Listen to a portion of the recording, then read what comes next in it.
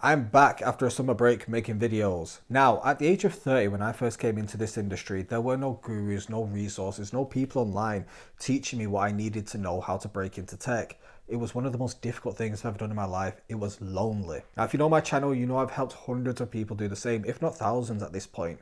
And whenever people learn that I moved into tech from a career change, there's always three specific things they always ask. So I'm going to go through those three things, and I promise you by the end of this video, it will make your start into tech easier than mine. Because you see, the thing about career changes is you have absolutely no idea how to start from the bottom again. You are going into a new industry which you know little about. Will it be worth it? And ultimately, will you be able to get a job at the end of it? Now, the last point, what I'm actually going to do is look back over my 5 years in the industry and tell you whether it's worth the late nights, early mornings, and working 7 days a week to be in this industry for me.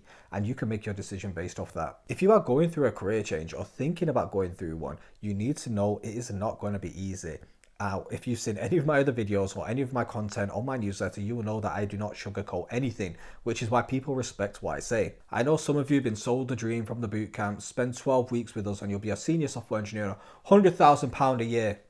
Oh, really? Now, many years ago, I had no idea how difficult it was going to be. And I also had no idea how to learn. How should I approach this process of learning a new industry, of learning technology, of learning how to be a software engineer? There was nothing about which I could refer back to. And I think what made it more difficult for me specifically is that I was very anti-tech. People who knew me 10 years ago would laugh if they could see me now.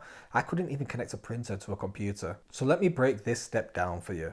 Get comfortable knowing that you know absolutely nothing. You are going in at ground zero. You have no knowledge, and you know what? That's okay. It sort of became my mantra in the industry to give me the reassurance to know, okay, I don't know anything and I don't know everything, but it's okay because I'm going to learn. And that helped me a lot. I accepted that coming into this industry was going to be difficult, and I used this. Now, I know it seems very anti-tech for a tech guy, but this diary was a lifesaver for me. It allowed me to write down my thoughts, what my processes were, where I thought I was going to be. If I was out and about and I thought of a solution to a problem I was facing, I just write the code down in the book. And as you can see, it's a pretty battered book by now. But it's a process that worked. So what should you take away from this? Well, first of all, you need to pace yourself. This is a marathon, not a sprint. The quicker you try to go in this industry, especially when you start, the quicker you will burn out and get nowhere.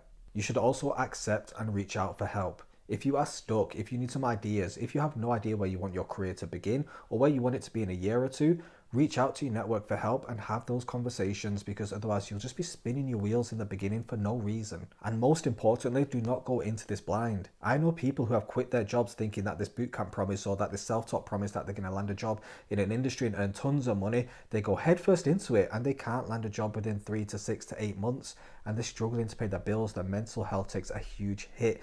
Do not do that. Now, okay, that's a little bit overwhelming and probably a little bit frightening, but what you should know is that ultimately the industry doesn't get any easier in terms of how hard it is, but you get better at understanding it, you get better at solving problems, and all of a sudden those things that were difficult are now a little easier. Now, with point number one covered, yes, it is difficult. It is a difficult area to break into. It's software engineering. It's not going to be a walk in the park. However, the bonus for you all watching this is that there are now people online and there are tons of resources which are helping people do it a lot easier, myself included. So your start to the industry is going to be a lot easier than mine was. So you probably guessed that first question that people always ask is, was it difficult?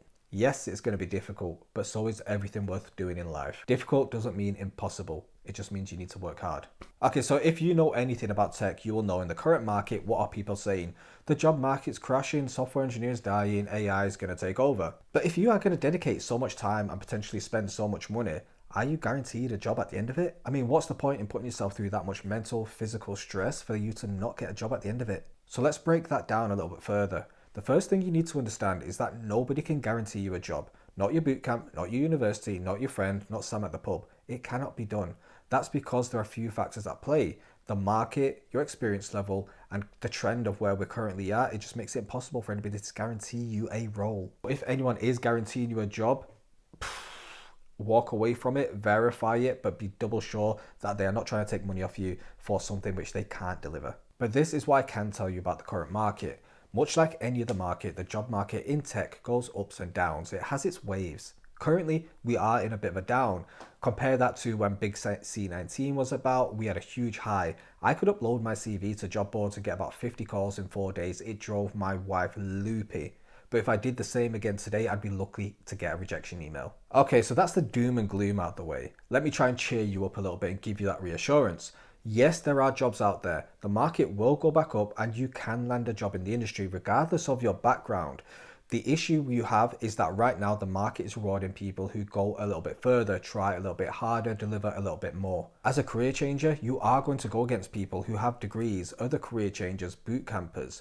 But you have a secret weapon. You have time in industry, you have soft skills. And if it wasn't for them, I probably wouldn't have made it in the industry. Don't discount yourself. Just understand that the market is currently not the greatest it's been. I 100% believe it's going to shoot back up. And those who are prepared for that uptick will be the ones who get the jobs. Now, just to touch on those soft skills again, as a career changer, you need to utilize those.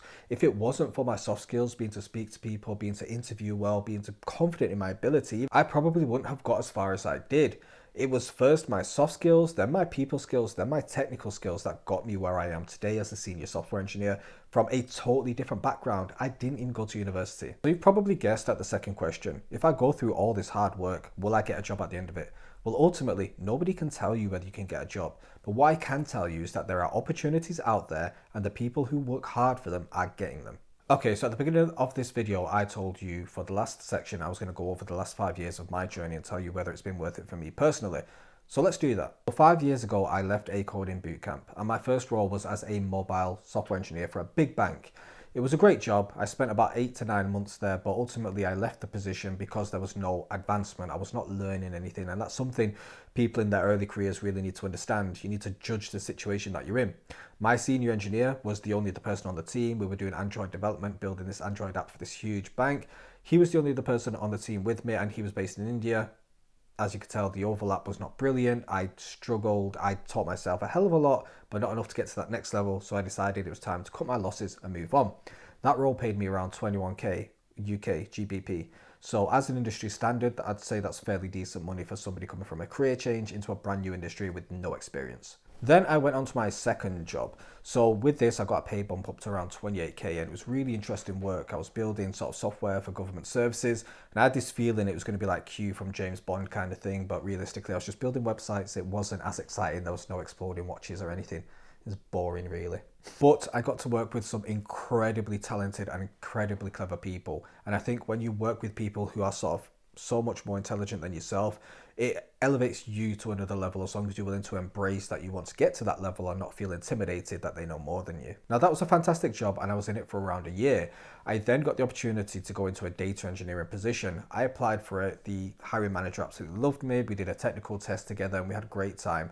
That came with a pretty good pay bump up to around 42k, which for somebody 2 years in industry going into, again, a sort of a sidestep from software engineering to data engineering, fantastic money. It just goes to show you that there are opportunities out there.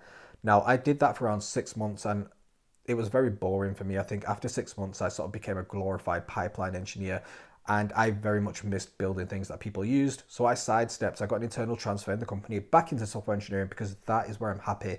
That's where I am now. So I spent 2 more years at that company, got a decent pay bump up again, around 50k I was by the time I moved over after the data engineering position.